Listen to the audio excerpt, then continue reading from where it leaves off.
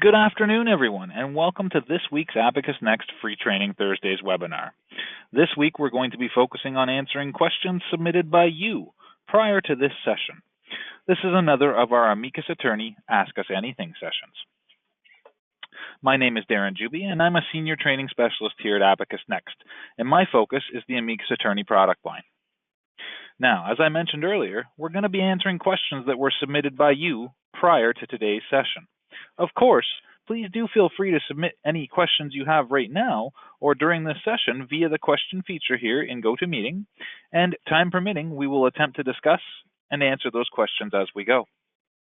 And as always, if we're unable to tackle your question during today's session, please do provide your email address along with your question so that we may follow up with you afterwards.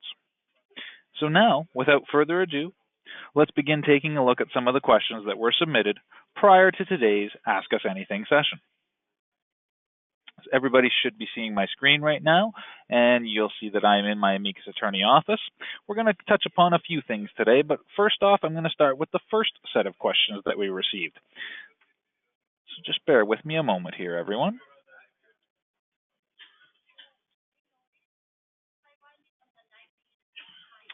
All right, so Barbara submitted a few questions for us, and I'm going to address hers first. The first of her questions was, we are interested in how we can generate mailing labels of clients' addresses. Well, this can be very easily accomplished using the included document assembly templates within Amicus Attorney. All you need to do to begin with is confirm that your contacts have had their address information sufficiently and correctly populated, like so. So let's quickly take a look in the People module here, everyone. And let's just take a look at a few of our contacts here to make sure that they actually have some address information. Otherwise, once we generate this, there's not going to be much to display. So I've just opened up one of my contacts here, Mr. George Costanza, and you'll see that he has some address information there. And you'll see that I'm using these navigation arrows down here at the bottom of the File Details dialog, where I can easily move through my contacts. So Mr. Pendergast also has some address information here, as does Art Vandelay, and I've even got some for Vandelay Industries. So that is perfect. And let me just go back here. And I do have some address information in there for Roberta Boop as well. So I'm just going to quickly save and close on that. So that was my going through and confirming that the address information is in there. So once we've done that, we can simply select one or multiple contacts here in the People module, like so. So I'm going to select Mr. Costanza, but I think I'm also going to select Mr. Pendergast, Mr. Vandelay, and Ms. Boop. I'm not going to select Vandelay Industries.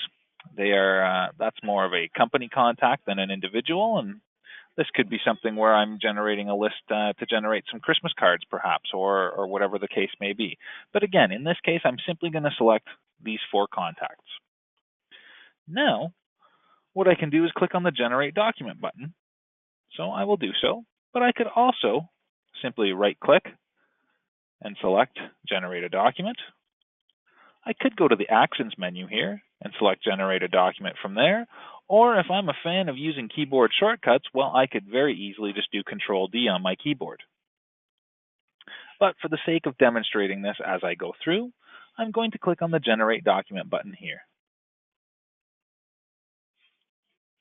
And again, just to note, I used the Control key when I was selecting the multiple contacts, but I could have selected the first one, Roberta here, and using the Shift key, I could have selected the last one, that being Art Vandelay, and it would have selected all of the contacts in between, as well as those two. Now, I've clicked on Generate a Document, and you'll see that we do have our document templates listed here now. So I'm going to expand the letters group, and I want you guys to all take note that we've got some included templates already designed to take advantage of Avery labels. So depending on the Avery label size that you're using, you'll see that we've got ones for the 5160, the 5161, 5162, 5163, and the 5266 size Avery labels. Now, what I would have to suggest is if these don't match the labels that you are using, or if you wanted to create a template that will work on an actual envelope, well, you could very easily customize a template of your own for the purposes of document assembly, or you could speak with our professional services team here at Abacus Next, and for a fee, they would give you a quote, obviously, but they would have a consultation call with you, find out what it is that you want on the document template, what you want to be able to do with it, and so forth.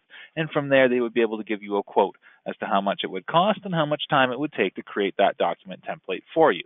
So don't think that you are restricted to what is included here. However, I want to make note of what's included in Amicus Attorney, so I'm just going to simply select the Avery 5160 label here, and you'll note that I'm selecting the one for Microsoft Word, and I'm going to click OK.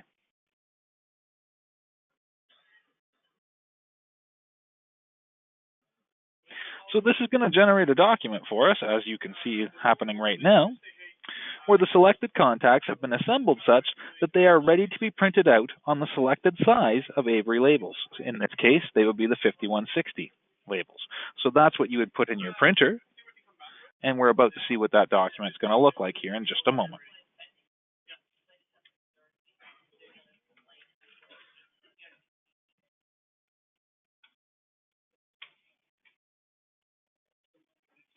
So I'm not going to save this and associate it to a file at the moment. I'm just going to click cancel there, but I wanted you guys to see what I've actually created here. So there you'll see there's the first label right there for Roberta Boop. Note all of her address information is there, formatted nicely. There's the one for Mr. Costanza. There's the one for Mr. Pendergast. And there is the one for Mr. Vandelay. So as you can see, this document template has been designed to match the Avery 5160 labels. So if that's what we had in our printer and were to print this out, then each of these would be printed on an individual label that we could simply peel off and put on the front of the envelope that we want to ship out. So that's a very easy way that you can do so, that you can generate mailing labels for client addresses right out of Amicus Attorney, quote unquote, out of the box. No customization of templates needed to be done. All I had to do here was input my contacts, make sure their contact information is there as far as address and so forth, and then from there I simply selected those contacts and generated this particular document. Now I'm going to close this off, and again I'm not going to save that. And let's just go back out to the Office module here. So let's take a look at the second question that Barbara submitted to us. Is there a way to do bold and underline when entering notes? Now, there's different areas of notes within Amicus Attorney. There's the Notes module here itself. And as you can see, we've got our note dialog there. And if I click on the Details button, you'll see that I get the Note Details dialog up here. You will note that there are no options, unfortunately, here for bolding, underlining, italics, any sort of formatting. Now, I'm just going to quickly cover over a couple more areas. So let's go to the files very quickly. And this is more just to add some context to everything for everyone here. So I've just opened up a file. So here's my file details dialog.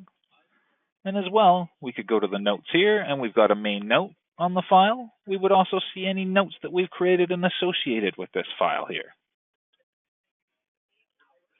Now, let me just quickly go to the People module, and I'm going to open up Mr. Costanza here. And you will see here, we've got the main note, and if we had any notes that were saved and associated to this particular contact, then we would see them here in the contact details or the people details dialog, depending on how you want to refer to that. Now I'm going to quickly save and close here again. The reason that I just kind of showed off all of those different areas is because I wanted you all to note that while they're in different respective areas of Amicus Attorney, they're all very similar in the fact that they're all plain text essentially. So now that we've kind of gone over that, let me elaborate a little more and try to answer Barbara's question here for her. So in regards to your question, Barbara, and this applies both from the perspective of adding notes from a file, as we just saw, or from the Notes module, or from the People module on a contact, etc. The notes are strictly plain text. There are no options for formatting the text, such as bold, underline, italics, etc., as we just kind of demonstrated there. All I could really suggest to you on this front is that while this is not an included feature of Amicus Attorney as it currently exists, this may not be such a bad idea for a feature suggestion. In fact, I think it's a great feature suggestion, and as such, I recommend that you take advantage of what we call the feedback feature here in Amicus Attorney to submit this idea for consideration in a future update of Amicus Attorney. So you can easily achieve this by doing the following. So if I'm in my Office module, you'll see that I've got this feedback option here. I'm going to show you guys a couple other areas that you can get to that from here. Doesn't matter which module of Amicus Attorney I'm in, but as well, I just want to show off that if I open up a file, if I'm on the File Details dialog, you'll see I have that same feedback option available to me there. If I go to the People module and I open up a contact and I'm working on it, you'll see that I have that same feedback option available to me there. And one other area that I want to show off where you can access this is if we go into the Help Center of Amicus Attorney, you'll see that we've got a suggestions and feedback option right there as well. So let's see what happens when we click on this very quickly. And for those of you who attended our webinar a few weeks back, you will remember that we did a full session on this particular feedback feature. It's called a feature upvote. So as you're about to see here, it's going to open up in my web browser and take us to the upvote site for Amicus Attorney.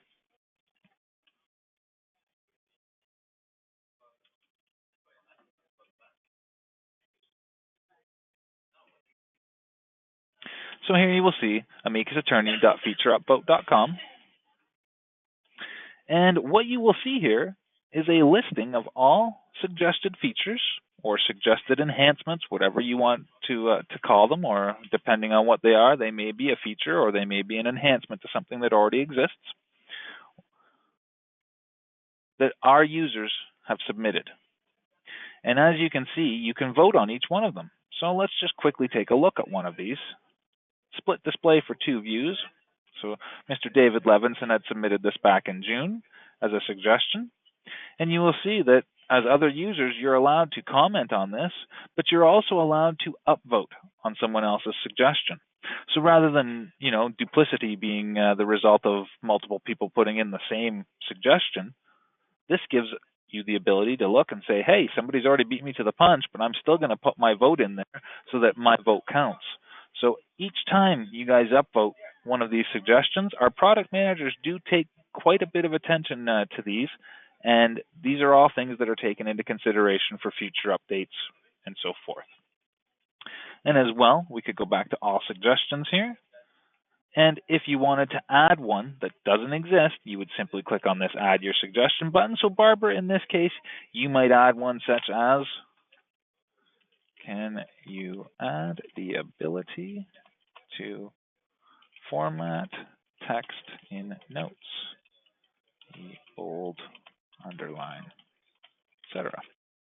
So you might create a suggestion such as that, and you might add some more detail here. If you wanted to, you could add an image.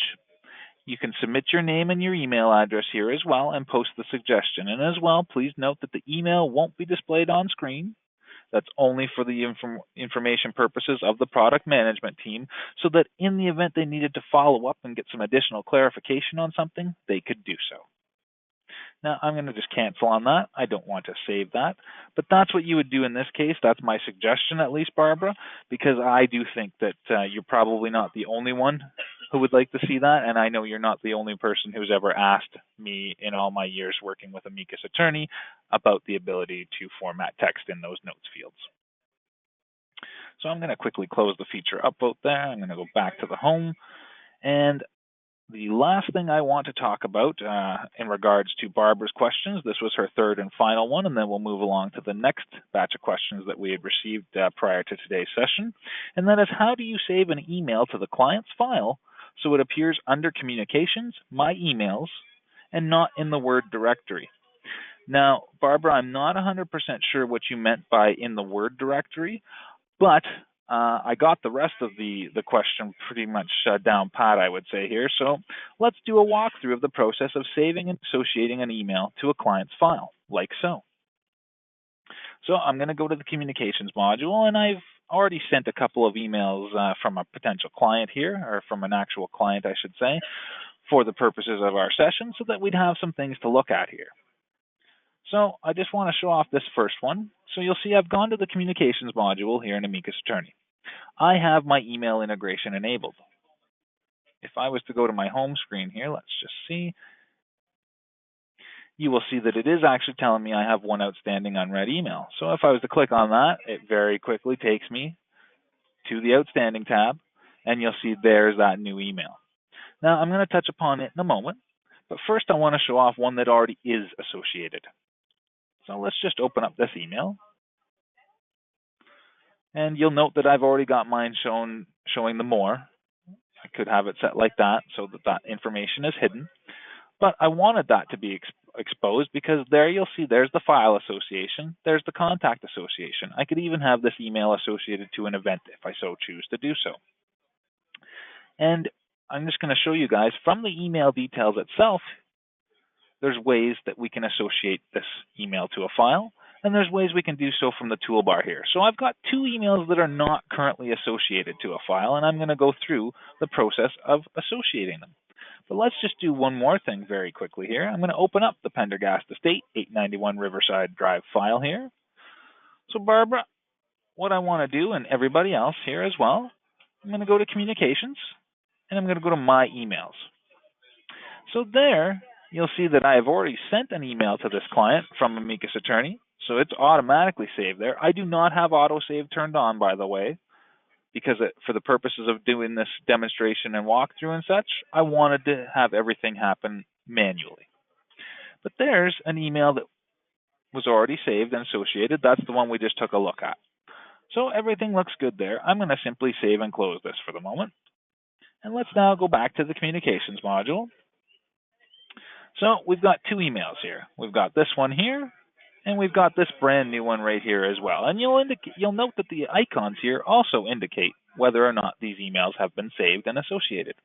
This one has, whereas these ones, as you can see with the disk with the cross through it, is basically telling us they haven't been saved. So there's multiple ways that like I said, that we can do the association here. And I'm going to show you two very quick and easy ones.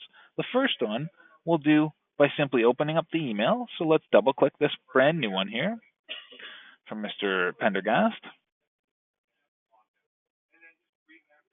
And so there's the email details up on the screen here for me.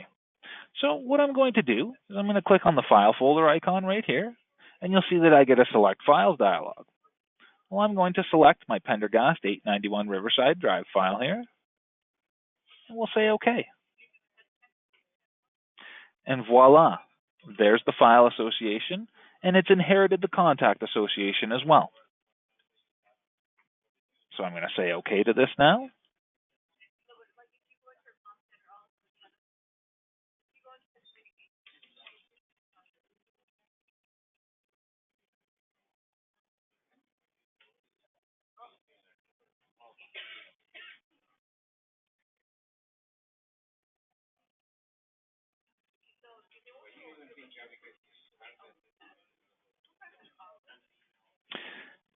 And there, that has now been saved. And as you can see, the icon has changed.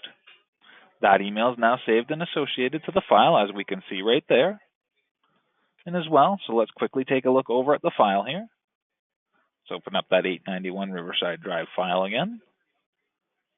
And we'll go to Communications, My Emails, and there's that email that I just saved. So now, I'm going to save and close there, and we're going to do one more, and I'm going to show you guys another way of achieving this. This time I'm going to do it without actually opening up the email details. So I'm going to select this unsaved email right here. And this time I'm going to click on the Save and Associate button right here.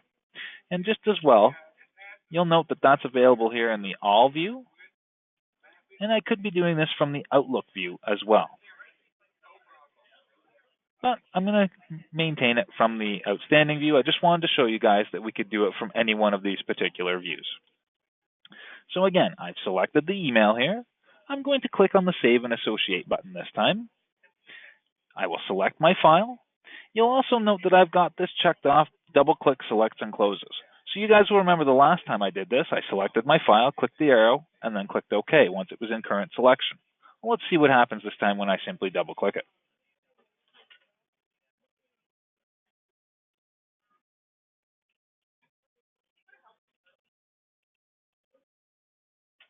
The selected email is now saved. Do you wish to open the email detail? Why, yes, I do.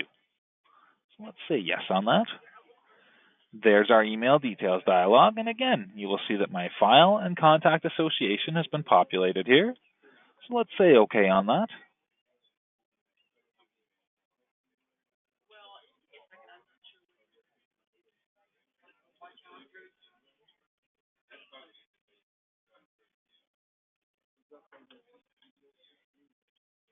And now let me again go to the Files module, and let's open up that Pendergast Estate 891 Riverside Drive file. We'll go to Communications, My Emails, and there they are.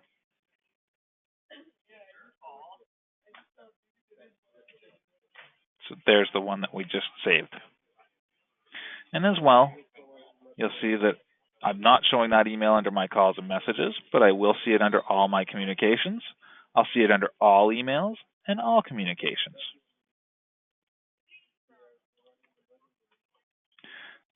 And as well, I'm just going to show you guys one more area that we'll see this because of the contact association as well.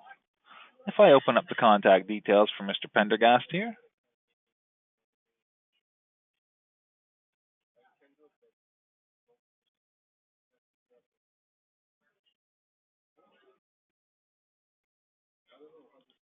let's look at communications. There's my emails because we're logged in as me and I was the sender or receiver in these cases. But as well, we can see it under all my communications. We can see it under all emails and all communications on the contact as well. So Barbara, thank you for your questions on that.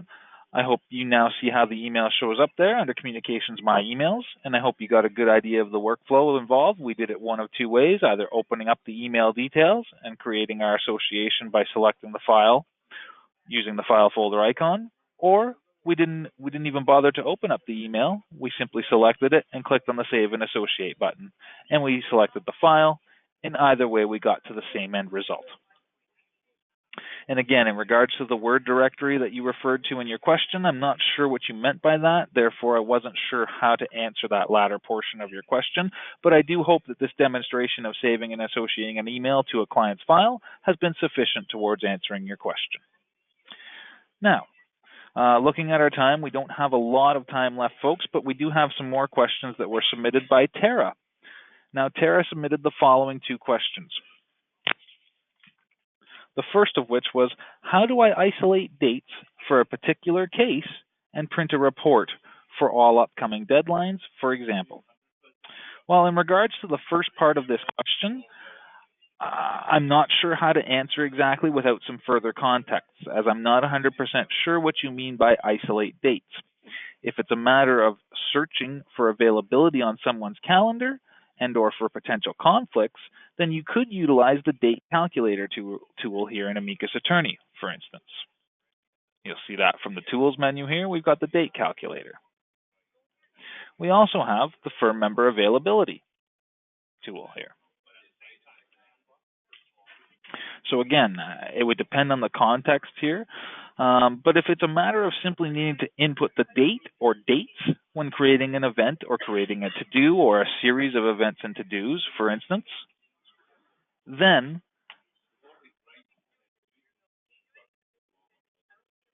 or applying a precedent, then that could be accomplished at the time of doing so. You'll note that I mentioned a precedence. You would be prompted to select the date or dates for any applicable events, deadlines, etc. when you're applying a precedent.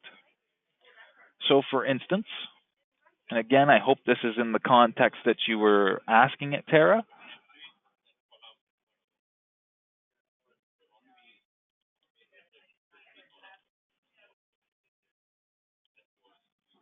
So let me just quickly go to a file here, and I'll show you guys what I meant. So let's just go to this test file here. And do I currently have any events on here?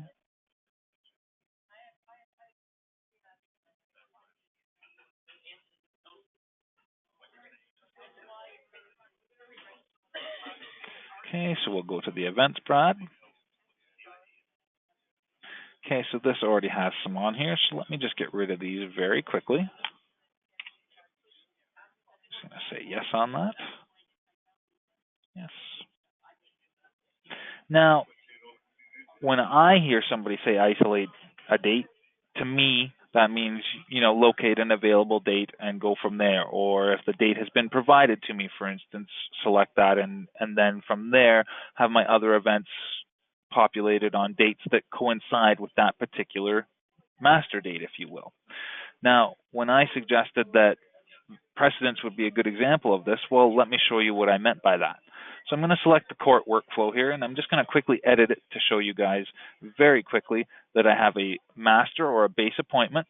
That's the one on which I'm going to be asked to select the date for it.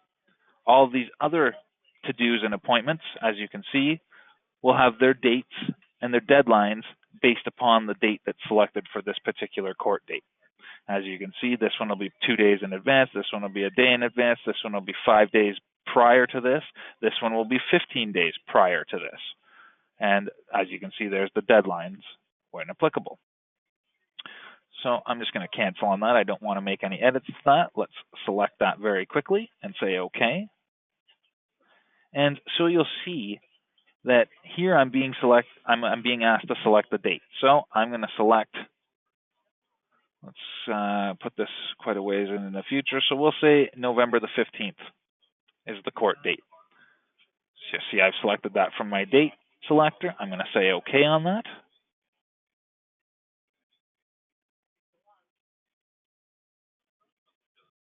And watch what happens as these events get created here. And I do apologize for any lag on my system here today, folks. I did reboot the VM before our session, but I'll just plead the fifth, and I'm not sure why else it's doing this.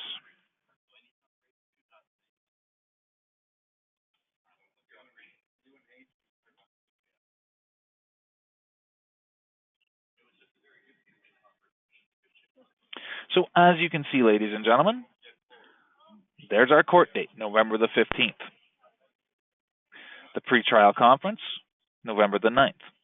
Prepare for that pretrial conference, October the 31st. Report to client is the day after the court date, November the 16th. This bill your client to do does not get a date established until this particular to-do is marked as done because there is a link involved there. So as you can see, by simply selecting that first date, the rest of our dates were populated for us. I hope that is what you were meaning, but in regards to your question, Tara. If not, what I would suggest is that, again, we would need a little bit more context as to what exactly you're meaning by the isolation of dates and so forth. So this may be something that's best served by either us here in training or technical support. Once we have more context as to what it is that you mean or intend to do here, we could have a discussion about that. So I would invite you to call our technical support team and broach that question if I haven't answered that sufficiently for you here at this point. Now, in regards to the second portion of this question, you could utilize either the calendar or the file-based reports found here in the reports area of Amicus Attorney to get the information that you were looking for. And your second question kind of segued beautifully into that, and this is perfect because we're almost nearing the end of our session here. So the last question I have from Tara was, is it possible to do a report by attorney? For example, can I isolate a report that includes only my cases? Well, yes, you can. So I did mention that you could run reports. Let's go to some file reports here. And we'll just do one just like that. So we'll say my file index, all files. Or we could, let's see, I'll even go down and we'll take a look at some of the firm reports. So if I'm an administrator and I wanted to run a file-based report, let's see, I could do this one, for instance. Let's do a file assignment index, selected file status. Or let's do this one, selected firm members. So I'm going to select run on that. And as you can see, I have the people selection icon right here. So this is where I would select the firm member that I want to run the report on. So we'll run it on myself. Say OK to that. and there would generate the report for me. For instance, this would be a file index report, specified status from me. I was the firm member that was selected. So to answer your question, it's yes and yes. Simply take advantage of the reports available to you here in Amicus Attorney. So like I said, depending on the report, it can be filtered or narrowed down to a specific responsible lawyer and or to a file or files of your choosing. And in the event that what you are looking to report upon is not something that is currently possible based upon the report templates that are included here in Amicus Attorney, and that being either the basic reports or the advanced reports, and that's in either section, if it's the firm reports or if it's here in the regular firm member reports. These are more user-centric, whereas these are more firm-centric. Then there's the ability to create your own customized report templates using SQL Report Builder. For instance, if you're doing the advanced ones, if they're the basic ones, you would need Crystal Reports, which can be an expensive piece of software to create those customized templates. Or you could reach out and speak to our professional services team. And like I mentioned earlier in regards to document assembly templates, for a fee, so they will have a consultation call with you, get an idea of what it is you're looking for. They'll give you a quote and a timeline as to how quickly that can be created for you. And for that quoted amount, if you were to agree to that, then our professional services team would be able to create that report template for you, either Crystal Reports or a SQL-based report. So, as you can see, it's pretty much limitless as to what you can actually do with the reporting here in Amicus Attorney, either with the included report templates or templates of your own or custom templates that were created for you. Now, looking at the time, folks, I do apologize that we don't have any additional time for any additional questions, but I haven't seen any come up here in the question box as of yet. So if you guys do have any additional questions, given that we've run out of time, please do feel free to email us, either at webinars@abacusnext.com or at training@abacusnext.com, and we'll be happy to field those questions for you and get you the information that you seek. It does look like we've reached the end of our session today. I want to thank everyone for attending and participating in today's Abacus Next Free Training Thursdays Ask Us Anything session for Amicus Attorney. We do hope to see you back here next Thursday, where we will be discussing the Amicus Attorney mobile app. Again, thank you all for attending, and have a wonderful rest of your day and week, and an even better weekend.